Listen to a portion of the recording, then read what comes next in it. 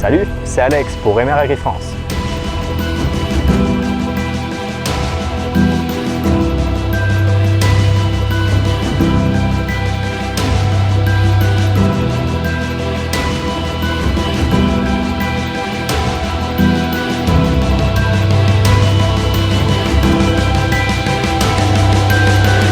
On est en mars, et qui dit mars dit saison des labours.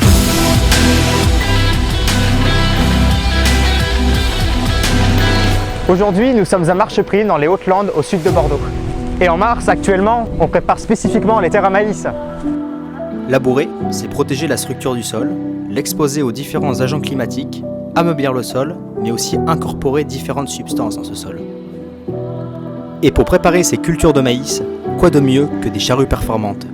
Ici, 2 charrues 12 corps proposant un débit de chantier exceptionnel grâce à des progrès technologiques considérables. Surtout, si on les compare aux machines de nos grands-pères. À l'époque, avec un corps, on faisait 1 hectare en 3 jours. Alors que de nos jours, avec 12 corps, nous faisons 100 à 150 hectares en 3 jours. Il faut dire que les sols landais sont très spécifiques puisqu'ils sont constitués de sable noir. Ceci nécessite donc du matériel très spécialisé. Dans ce sable landais, si ce labour avait été réalisé avec des versoirs classiques hélicoïdaux, la terre resterait collée à cause de l'humidité. Et autant vous dire que le travail serait inefficace à la limite de l'infaisable.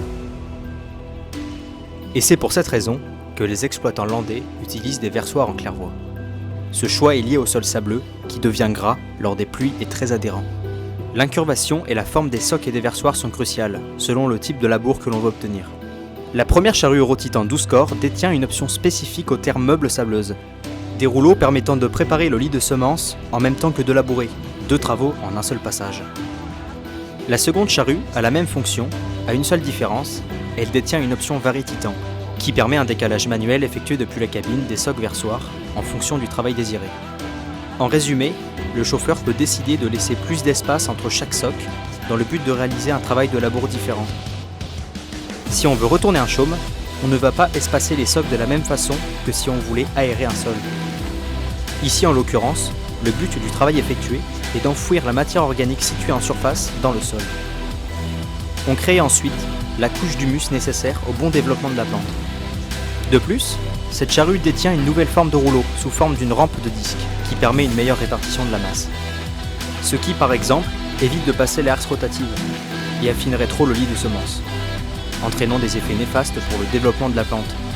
Une fois labouré, le sol est directement prêt à être semé.